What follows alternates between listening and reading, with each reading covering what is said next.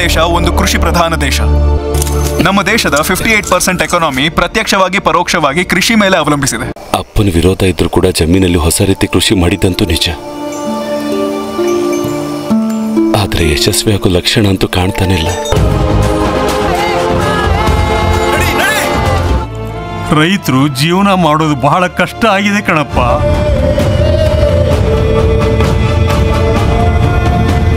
ರೈತರ ಜೀವನ ಆಧಾರಿತವಾದ ಜೈ ಕಿಸಾನ್ ಎಂಬ ಚಲನಚಿತ್ರವು 23 ಮೇ 2025ರಂದು ಕರ್ನಾಟಕದಾದ್ಯಂತ ಬಿಡುಗಡೆಯಾಗುತ್ತಿದೆ. ಈ ಚಲನಚಿತ್ರವನ್ನು ಪ್ರತಿಯೊಬ್ಬರು ವೀಕ್ಷಿಸೋಣ. ದೇಶದ ಬೆನ್ನೆಲುಬಾದ ನಮ್ಮ ರೈತರನ್ನು ಬೆಂಬಲಿಸೋಣ.